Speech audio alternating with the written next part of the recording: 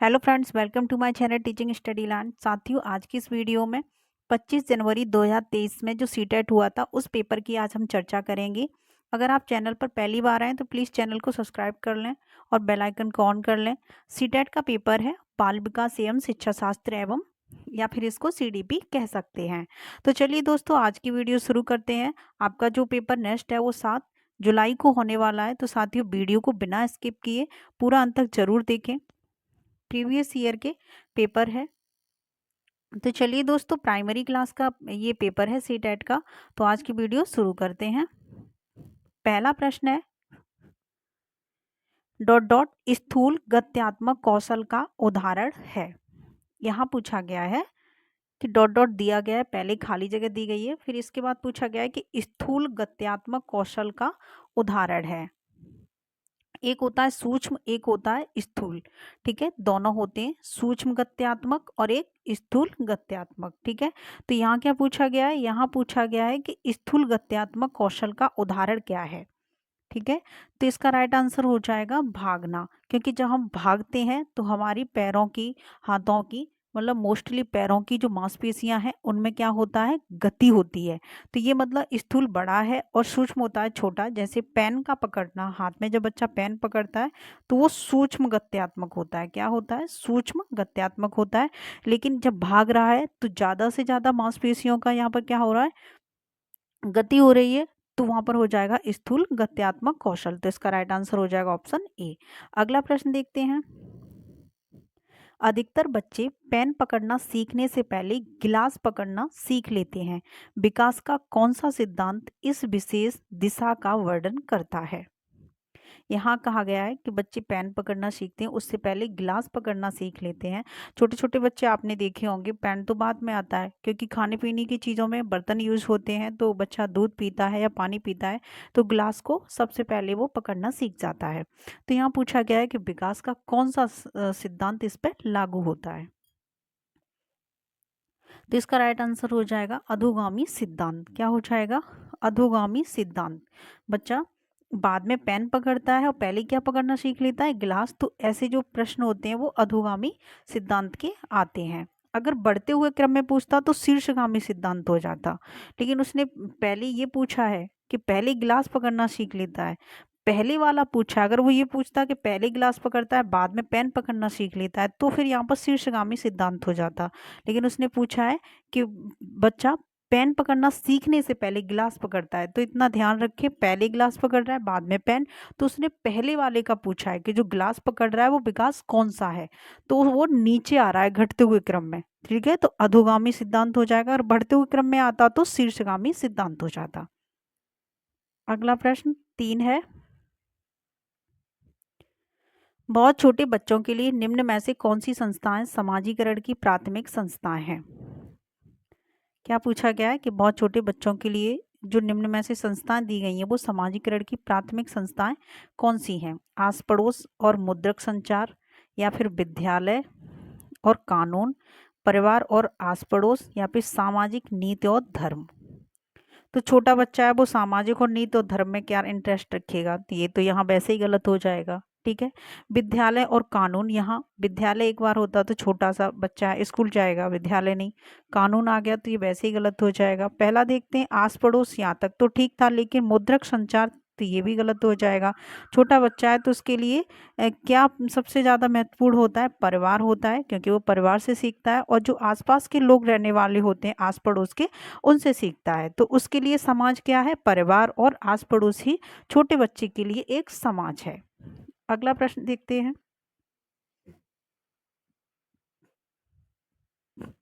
प्रश्न नंबर 4 है, जीन पियाजे के संज्ञानात्मक विकास सिद्धांत के अनुसार बच्चे किस चरण में निगमनात्मक रूप से सोच सकते हैं? ठीक है, जो आपकी निगमनात्मक विधि है इसमें नियम बताए जाते हैं। क्या बताए जाते हैं? नियम बताए जाते हैं। तो यहाँ पूछा है कि निगमनात्मक विधि से सोच सकता है, मतलब बच्चा इतना मेच्योर है कि वो नियम को याद कर सकता है या नियम के बारे में सोच सकता है। तो संवेदीगामक जो है ये आपकी इसमें तो नहीं सोचेगा, क्योंकि ये पहले की अवस्था है। फिर है पूर्व संक्रियात्मक, इसमें भी नहीं सोचेगा क्योंकि नियम है। जैसे मूर्त संक्रियात्मक है तो बच्चा इसमें तर्क वितर्क करना शुरू कर देता है, लेकिन पूरी तरह से जो तर्क कर पाता है, तर्क करके किसी भी चीज का समाधान निकाल पाता है, तो वो भी स्टेज आती है औपचारिक संक्रियात्मक। ठीक है, लेकिन यहाँ नियम की बात हो रही है। ठीक है, मूर्त संक्रियात्मक में क्या होता है, बच्चा देखकर चीजों को करता है, लेकिन यहाँ नियम तो कोई देखा नहीं जाएगा। यहाँ पर एक याद करने की चीज है, तो ये नियम जो रखा गया है वो रखा गया है औपचारिक संक्रियात्मक में। किसमें रखा गया है, नियम अगर आ जाए तो वो औपचारिक संक्रियात्मक अवस्था में आएगा। प्रश्न नंबर 5 है। प्रश्न पूछ रहा है, 5 वर्षीय रीना को 2 पारदर्शी समरूप गिलास दिखाए गए जो दोनों ही आकार में छोटे और चौड़े थे। दोनों में बराबर मात्रा में दूध डाला गया, जिसे दिखाने पर रीना ने बराबर होने की सहमति जताई। फिर एक गिलास के दूध को किसी अन्य गिलास में डाला गया जो अपेक्षाकृत लंबा और संकीर्ण था। अब रीना का मानना है कि लंबे गिलास में छोटे गिलास की अपेक्षा दूध ज्यादा है। जीन पियाजे के सिद्धांत के अनुसार यह क्या दर्शाता है। देखिए, प्रश्न में क्या पूछा गया है, एक गिलास छोटा है, छोटा सा, और एक जो गिलास है, एक गिलास छोटा है और एक जो गिलास है वो चौड़ा है। कैसा है, चौड़े आकार में, एक पतला पतले आकार में है। तो इन दोनों में जो मतलब दूध है वो बराबर है, यहाँ तक यहाँ तक।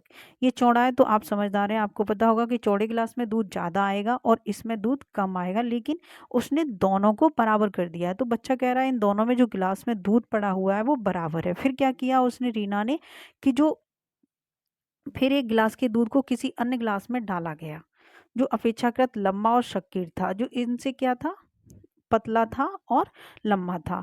तो अब उस गिलास में वो दूध डाला गया तो उससे ज्यादा हो गया वो दूध। ठीक है, तो यहाँ पूछा गया है कि अब रीना का मानना है कि लंबे गिलास में छोटे गिलास की अपेक्षा दूध ज्यादा है। ये गिलास दोनों छोटे थे, अब जो लंबे गिलास में दूध डाला गया है तो रीना कह रही है कि जो लंबा गिलास है उसमें सबसे ज्यादा दूध है, जबकि दूध की मात्रा कैसी थी, बराबर थी।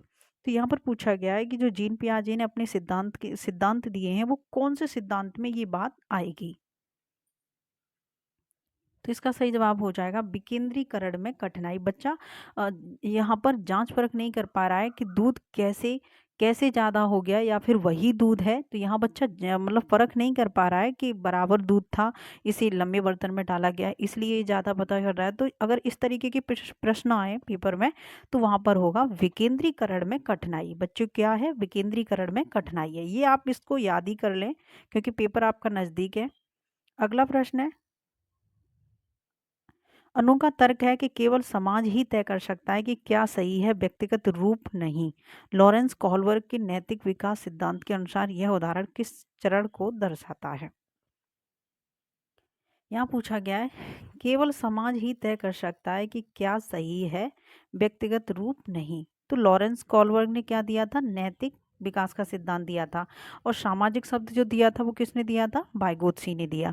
तो यहाँ पूछा है सिद्धांत के अनुसार यह उदाहरण किस चरण को दर्शाता है। तो इसका राइट आंसर हो जाएगा, वो हो जाएगा अधिकारिता एवं सामाजिक क्रम व्यवस्था अभिविन्यास। क्या हो जाएगा, अधिकारिता एवं सामाजिक क्रम व्यवस्था अभिविन्यास। प्रश्न नंबर 7 देखते हैं।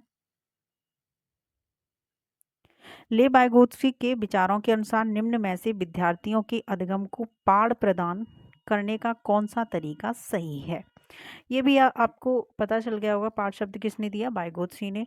तो यहाँ यहाँ जो ऑप्शन है उनको देख लीजिए। उद्दीपन के द्वारा प्रतिक्रिया को अनुकूलित करना, सही जवाबों के लिए पुरस्कार देना। तो यहाँ पुरस्कार शब्द एक कैसा है, नेगेटिव है, ये गलत हो जाएगा। जरूरत पड़ने पर संकेत और इशारे देना, बिना चर्चा के सीधे जवाब बता देना। क्या ये सही है कि बच्चा अगर पूछ रहा है कोई भी चीज़, हमने उसके बारे में चर्चा नहीं की, या फिर भले ही बच्चा नहीं पूछ रहा है, हमने उस चीज़ के बारे में कोई चर्चा नहीं की और सीधा ही उसका जवाब दिया, तो क्या बच्चे में इस चीज़ का विकास हो सकेगा, नहीं। तो ये ऐसे ऑप्शन भी गलत हो जाते हैं। बचा आपका फर्स्ट और थर्ड। तो इसका राइट आंसर हो जाएगा थर्ड। क्या हो जाएगा, थर्ड, क्योंकि पहला है उद्दीपन के द्वारा प्रतिक्रिया को अनुकूलित करना। ठीक है, तो ये शब्द आपको स्किनर का शब्द है, तो इसको आप गलत कर देंगे। यहाँ जब बच्चे को जरूरत पड़ रही है तो आप उसको, पाड़ का मतलब क्या होता है कि जब जब विद्यार्थी को या फिर जब बच्चे को किसी भी सहायता की जरूरत पड़ रही है। ठीक है, जैसे कि बच्चा साइकिल को थोड़ा चलाना जानता है, लेकिन आपने क्या किया, बच्चे को साइकिल पर बिठाकर और उसको हैंडल वगैरह को कंट्रोल करना सिखाया और फिर उसको आगे धकेल दिया जिससे कि बच्चा अच्छे से चला सके। तो पहले से बच्चा साइकिल पर चढ़ना जानता तो था, लेकिन कुछ चीज़ें वो कंट्रोल नहीं करना जानता था। आपने तरीके सिखाए, सामने देखना है, दाएं बाएं देखना है, ऐसे कब क्या करना है।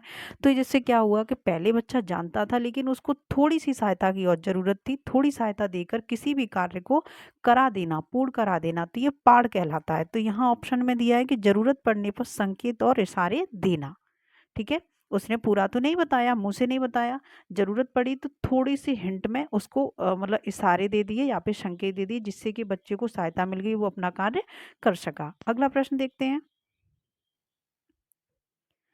प्रश्न नंबर 8 है, ले बायगुसी ने निम्न में से किसे बढ़ावा दिया। तो बायगुसी ने क्या शब्द दिया है, सामाजिक और सांस्कृतिक शब्द दिया है। कंठस्थ, ये गलत हो जाएगा। परीक्षा केंद्रित शिक्षा शास्त्र, ये गलत हो जाएगा।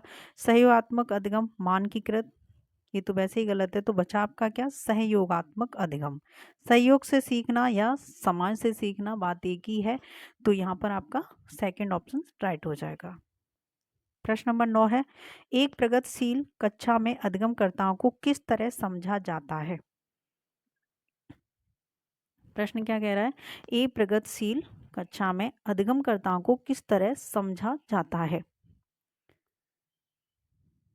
तो इसका राइट आंसर हो जाएगा ज्ञान निर्माण में सक्रिय भागीदारी के रूप में। अब मैं जल्दी से ऑप्शन ही बता रही हूँ। जैसे आप पहला ऑप्शन देख लीजिए, यहाँ पर है ज्ञान के निष्क्रिय ग्रहणकर्ता के रूप में, यहाँ निष्क्रिय शब्द आ गया, वैसे ही गलत हो जाएगा। केवल व्याख्यान, पहले तो व्याख्यान नेगेटिव शब्द है, ऊपर से इसमें क्या आ गया, केवल आ गया, तो ऐसे ये भी गलत हो जाएगा।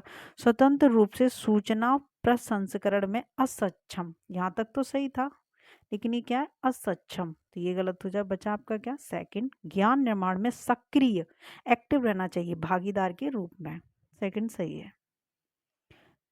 रजनी देखी गई वस्तुओं के मानसिक चित्रण और परिवर्तन में बहुत कुशल है। हार्वर्ड गार्डन के बहुबुद्धि सिद्धांत के अनुसार वह किस प्रकार की बुद्धि दर्शाती है। रजनी किसमें है, मानसिक चित्रण और परिवर्तन में बहुत कुशल है। तो ये किस प्रकार की बुद्धि को दर्शाती है। तो इसका राइट आंसर हो जाएगा स्थानिक बुद्धि। कौन सी बुद्धि, स्थानिक बुद्धि होती है इस तरीके की बुद्धि। अगला प्रश्न है 11, अपने विचारों का मौखिकीकरण जेम्स को दिए सवालों का जवाब ढूंढने में अक्सर मदद करता है। यह कथन क्या दर्शाता है। तो इसका राइट आंसर क्या हो जाएगा, भाषा संज्ञान को सुसाधित करती है। भाषा क्या करती है, संज्ञान को सुसाधित करती है। संज्ञान मतलब चिंतन। ठीक है, तो इसका राइट आंसर 3 हो जाएगा। प्रश्न नंबर 12 है, जेंडर, जेंडर क्या है। तो यहाँ ऑप्शन देख लीजिए, एक ऐसी अस्मिता है जो सामाजिक संरचनाओं द्वारा आकृति प्राप्त करती है या फिर गर्भधारण के समय से ही पूर्व निर्धारित होता है। जेंडर।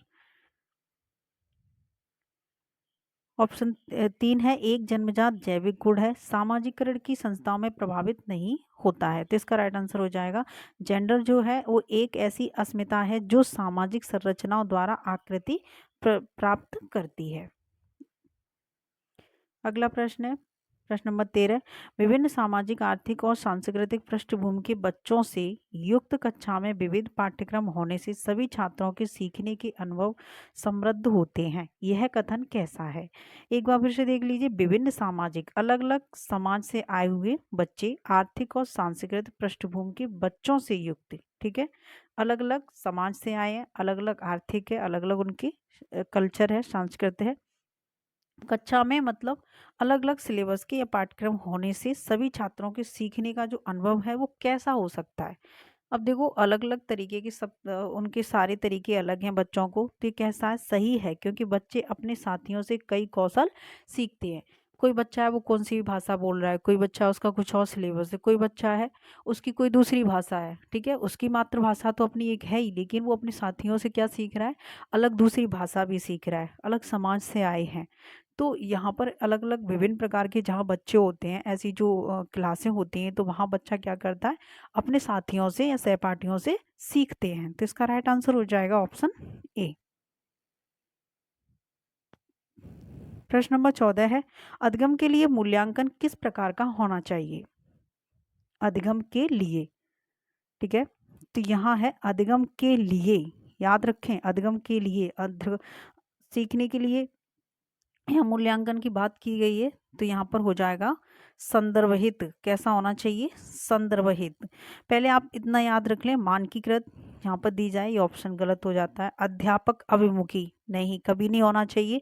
क्या होना चाहिए? छात्र अभिमुखी क्लास होनी चाहिए, तो सही होता। मानकीकृत एक नेगेटिव शब्द है, अगर इस तरीके से रट के जाओगे तब भी आपका इस प्रकार का जो प्रश्न है वो सही हो जाएगा। मानदंड संदर्भहित, मानदंड आ गया, मानदंड हो गया, मानकीकृत हो गया, ये गलत होते हैं। लेकिन जो संदर्भहित ऑप्शन होता है वो 99% कहीं तक सही होता है, तो यही आपका सही हो जाएगा। ऐसे भी आप तुक्का लगा के मतलब राइट ऑप्शन कर सकते हो।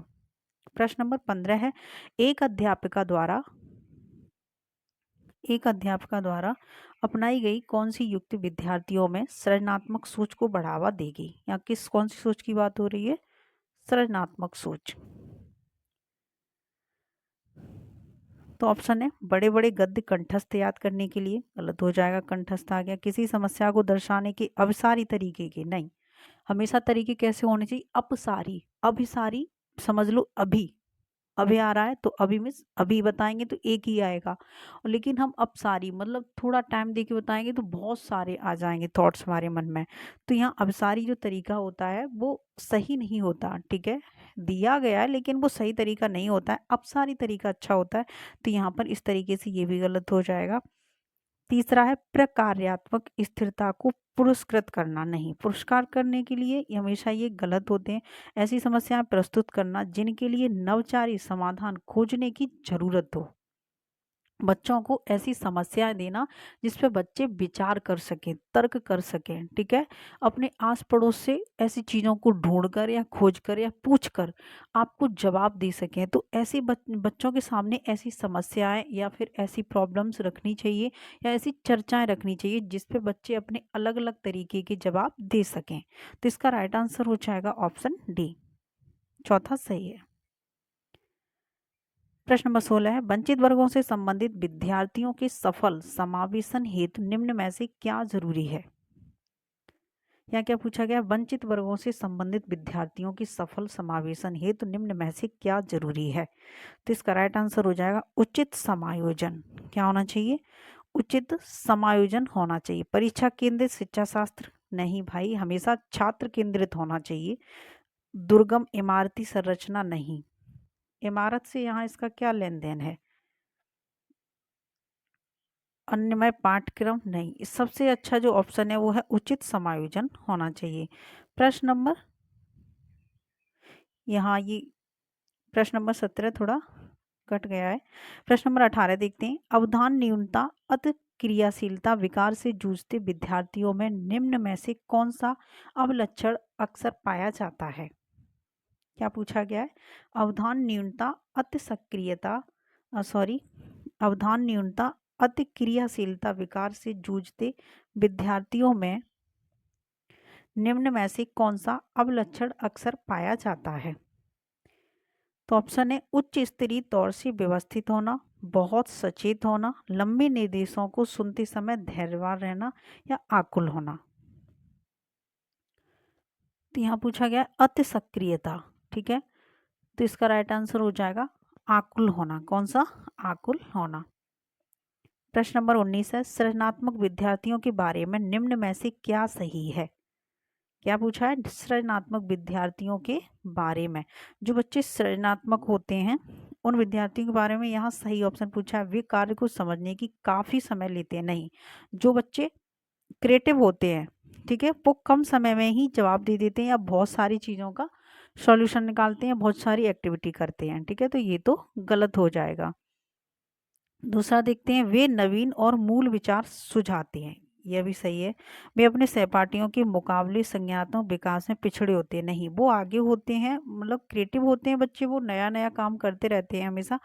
ऐसे सृजनात्मक विद्यार्थियों की पहचान होती है, उन्हें विषय वस्तु को समझने में काफ़ी मेहनत लगती है, तो ये भी गलत हो जाएगा। पॉजिटिव सोचना है आपको, वे नवीन और मूल विचार सुझाते हैं या फिर निकालते हैं, तो ये इसका राइट आंसर होगा। प्रश्न नंबर 20 है, स्वलीनता कई प्रकार के क्षेत्रों में चुनौती पैदा करती है, फिर भी स्वलीनता से जूझते विद्यार्थियों में निम्न में से कौन सा सामर्थ्य होता है जिसका अध्यापिका सदुपयोग कर सकती है? तो इसका राइट आंसर हो जाएगा ऑप्शन ए, व्यापक तथ्यात्मक जानकारी का प्रतिधारण। ठीक है, कौन सा? व्यापक तथ्यात्मक जानकारी का प्रतिधारण। जो आपका दिया गया है उसकी एकदम व्यापक जानकारी होनी चाहिए, पूरी जानकारी होनी चाहिए। तो इसका राइट आंसर ऑप्शन ए हो जाएगा। साथियों, आज की वीडियो में बस इतने ही प्रश्न थे, फिर मिलते हैं अगली वीडियो में। आप सभी को आज की सीटेट की वीडियो कैसी लगी हमें कमेंट करके ज़रूर बताएं।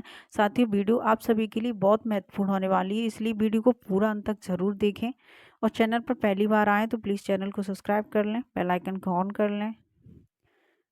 चलिए दोस्तों, फिर मिलते हैं अगली वीडियो में। धन्यवाद साथियों।